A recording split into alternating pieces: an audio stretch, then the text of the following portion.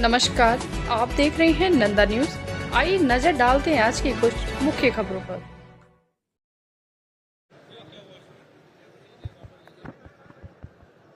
जी भारत माता की, भारत माता की। जन जन की सरकार, जन जन के द्वार।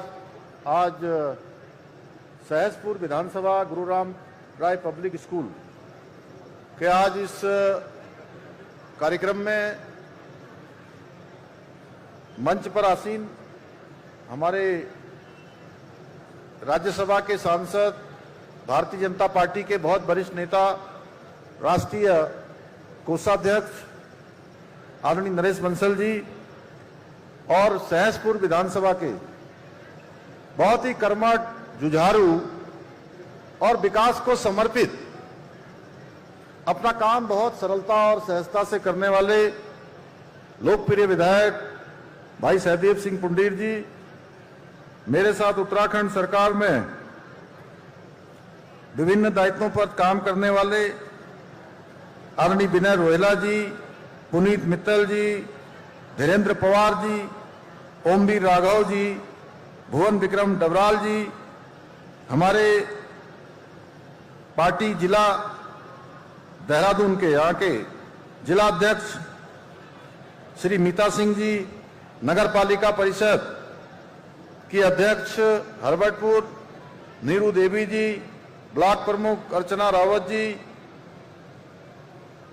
हमारी वरिष्ठ नेत्री बहन सुश्री स्वराज विद्वान जी, मंच पर आसीन हमारे प्रवक्ता श्री नवीन ठाकुर जी और सभी मंचासीन सभी हमारे सभी नेतागण, और आज के इस पूरे कार्यक्रम के जिनके पूरे जनपद में संयोजन का काम हो रहा है, यहाँ के जिलाधिकारी श्री आशीष चौहान जी, अभिनव शाह जी, और विशेष रूप से इस कार्यक्रम में चूंकि ये कार्यक्रम पूरा हमारा मसूरी देहरादून विकास प्राधिकरण बीच में आता है, उसके उपाध्यक्ष के नाते श्री बंशीधर तिवारी जी, यहाँ के हमारे सभी एसडीएम, पुलिस के सभी अधिकारीगण, वरिष्ठ पुलिस अधीक्षक श्री परमेंद्र सिंह डोभाल और उनकी पूरी टीम, और विभिन्न विभागों से आए हुए सभी अधिकारीगण, कर्मचारीगण, और बड़ी संख्या में आज इस जन जन की सरकार, जन जन के द्वार कार्यक्रम में प्रतिभाग करने वाले सभी हमारे बड़े बुजुर्ग, माताएं, बहनें, युवा, हमारे नौजवान साथियों, मीडिया के सभी मित्रों, मैं आप सभी का आज के इस विशिष्ट कार्यक्रम में आप सभी का हार्दिक स्वागत करता हूं, आप सबका अभिनंदन करता हूं। और सच में आप सभी के बीच में आकर जो आप सबका आशीर्वाद, आपका अपनापन प्राप्त हो रहा है, वो सच में हमारे लिए किसी ऊर्जा और आशीर्वाद से कम नहीं है। भाइयों बहनों, आज का कार्यक्रम केवल एक सरकारी आयोजन भर नहीं है, बल्कि सरकार और जनता के बीच संवाद का, विश्वास का और संकल्प का उत्सव है। आप सबकी संख्या को देखने के बाद मैं कह सकता हूं, इतनी बड़ी संख्या में आप सब आए हैं, और हमारा ये स्पष्ट मत है कि जनता ही लोकतंत्र में सर्वोपरि होती है। सरकार का कार्य पूरी निष्ठा, पूरी संवेदनशीलता और पूरे समर्पण के साथ जनता की भलाई के लिए काम करना होता है। और इसी भावना के साथ हमने संकल्प लिया कि सरकार केवल सचिवालय से नहीं चलेगी, सरकार केवल कार्यालयों से नहीं चलेगी, बल्कि सरकार जन जन के द्वार पहुंचेगी, जन जन के पास पहुंचेगी, उनके पास जाकर उनकी समस्याओं का समाधान करेगी। और इसी का नतीजा है कि आज पहले जनता अपनी समस्याओं के लिए सरकारी कार्यालयों में जाती थी, चक्कर लगाती थी, लेकिन आज सरकार समाधान लेकर जनता के बीच जा रही है। पहले जनता सरकार को खोजती थी, आज सरकार जनता को खोजते हुए उनके द्वार तक पहुंच रही है। यही भाइयों बहनों सही में सुशासन है, यही सेवा है और यही समर्पण है। भाइयों बहनों, हमने जब जन जन की सरकार, जन जन के द्वार इसका पहला चरण चलाया था तो प्रदेश भर में लगभग 65 दिनों तक ये अभियान 700 शिविरों के माध्यम से किया गया, जिसमें लगभग 6 लाख से भी अधिक लोगों ने प्रतिभाग किया। और मैं देहरादून की बात करूं तो 46 शिविरों के माध्यम से 60,000 से भी अधिक लोगों ने इसमें सहभागिता की और लगभग 39,000 लोगों को मौके पर ही विभिन्न सरकारी योजनाओं का लाभ उपलब्ध कराया गया। ये उपलब्धि आंकड़ों की कहानी मात्र नहीं है, बल्कि उस विश्वास की कहानी है जिसके कारण जनता और सरकार के बीच की जो दूरियां थी, जो कम्युनिकेशन गैप था, उस कम्युनिकेशन गैप को समाप्त किया गया है। यह इस बात का प्रमाण है कि सरकार फाइलों तक सीमित रहकर नहीं, बल्कि जनता के बीच में उनकी समस्याओं को समझते हुए निर्णय लेने में विश्वास करती है, उसका समाधान देने पर विश्वास करती है। हमारा स्पष्ट मानना है कि किसी भी सरकार का मूल्यांकन उसके बड़े बड़े भवनों से नहीं, बड़े बड़े कार्यालय और दफ्तरों से नहीं, बल्कि आम नागरिक के जीवन में सकारात्मक बदलाव, उसके चेहरे पर मुस्कान और उसकी बढ़ी हुई सुविधाओं से होता है कि हमने उसके जीवन को कितना आसान किया है, कितनी उनकी रोजमर्रा की जो दिनचर्या है उसमें कितना सहयोग सरकार की नीतियों के कारण हुआ है। भाइयों बहनों, सेवा, सुशासन और समर्पण के 5 वर्ष पूरे होने के अवसर पर आयोजित सेवा पखवाड़ा, प्रदेश भर में जनसेवा शिविर आयोजित किए जा रहे हैं ताकि सरकार की योजनाओं का लाभ अधिक से अधिक लोगों तक पहुंच सके, अधिक से अधिक लोग इन योजनाओं का लाभ उठा सकें। साथ ही हमारा प्रयास है कि अब आम जनता को अपने छोटे छोटे काम करवाने के लिए सरकारी कार्यालयों के चक्कर न लगाना पड़े, अपने घर से दूर न जाना पड़े, बल्कि सरकार स्वयं उनके द्वार पर पहुंचकर उनकी समस्याओं का समाधान करवाए और आवश्यक सेवाएं उपलब्ध करवाने का काम सरकार करे।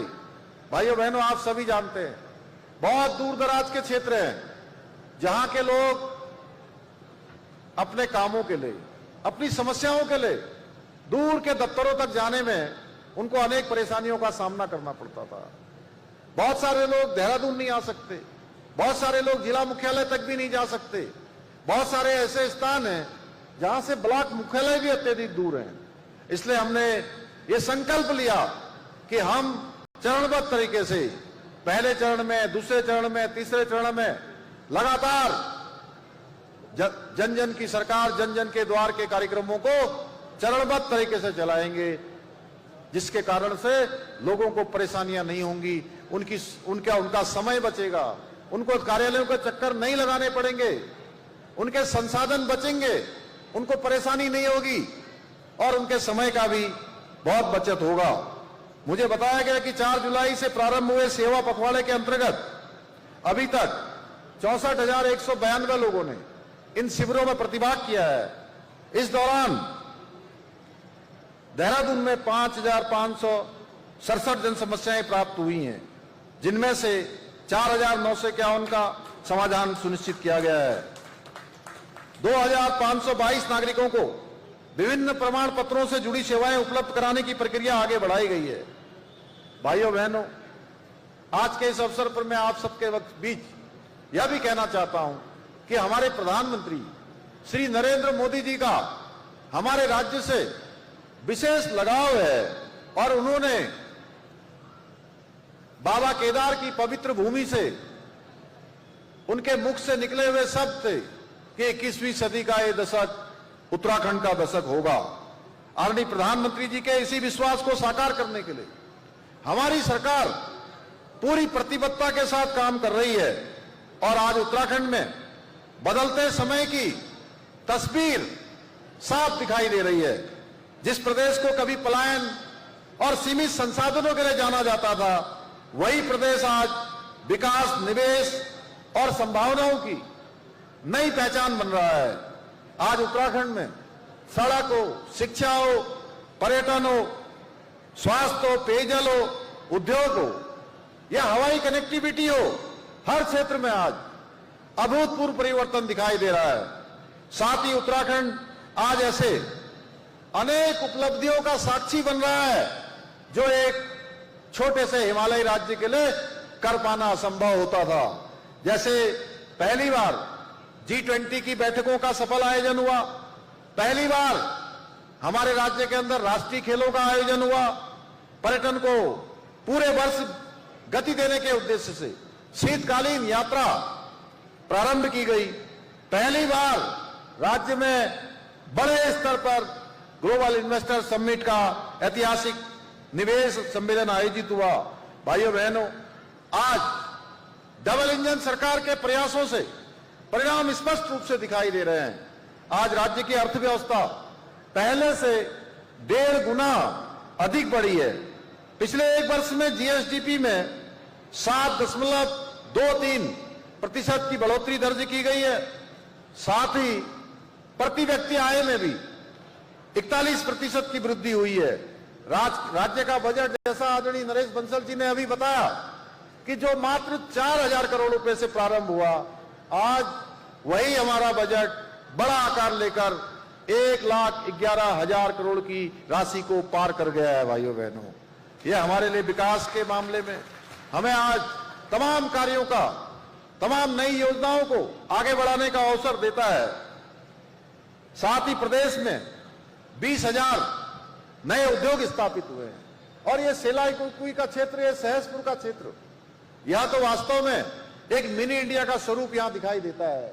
चाहे वो हमारे शैक्षिक संस्थान हो, चाहे वो इंडस्ट्री हो, चाहे व्यापार का क्षेत्र हो, निवेश का क्षेत्र हो, अत्यधिक संभावनाओं वाले क्षेत्रों में से एक क्षेत्र हमारा इस सहसपुर विधानसभा का क्षेत्र भी है। राज्य में स्टार्टअप की संख्या 700 से बढ़कर 1700 हो गई है, जिसमें हमारे होनहार बच्चे, होनहार युवा अनेक क्षेत्रों में आज अपनी प्रतिभा क्षमता से आगे बढ़ रहे हैं।